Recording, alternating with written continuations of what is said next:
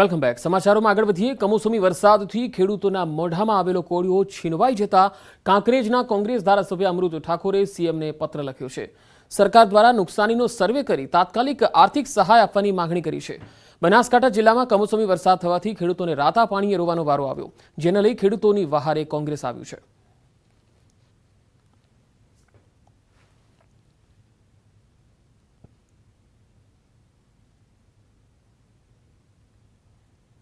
બનાસકાંઠાના ધાનેરામાં પણ કમોસમી વરસાદને લીધે જાહેર માર્ગો પર ઠેર ઠેર પાણી ભરાઈ ગયા.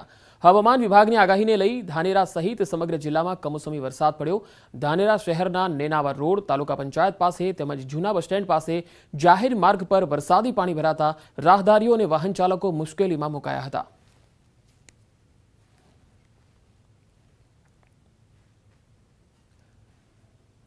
તો વાત કરીએ દાહોદની. દાહોદ જિલ્લાના વાતાવરણમાં પણ પલટો આવ્યો. દાહોદમાં રાત્રિ દરમિયાન વરસેલા વરસાદથી આસપાસના અનેક વિસ્તારોમાં પાણી ભરાઈ ગયા. ગ્રામીણ વિસ્તારોમાં પણ વરસાદી ઝાપટું પડ્યું. કમોસમી વરસાદ પડવાથી ઠંડીમાં પણ વધારો થયો. સમગ્ર જિલ્લામાં વાદળછાયું વાતાવરણ છવાયેલું જોવા મળ્યું. ખેડૂતોની ચિંતા પણ વધી ગઈ છે. હવામાન વિભાગની આગાહીના પગલે બનાસકાંઠા જિલ્લામાં સતત 4 દિવસથી ઠંડીના ચમકારા વચ્ચે માવઠું થતા રવિ પાકોને ભારે નુકસાન થયું છે. દિયોદર, ભાભર, ડીસા સહિત જિલ્લાના અનેક વિસ્તારોમાં કમોસમી વરસાદને પગલે રાયડા, જીરું, ઘઉં અને બટાકાના પાકને નુકસાનની ભીતિ સેવાઈ રહી છે.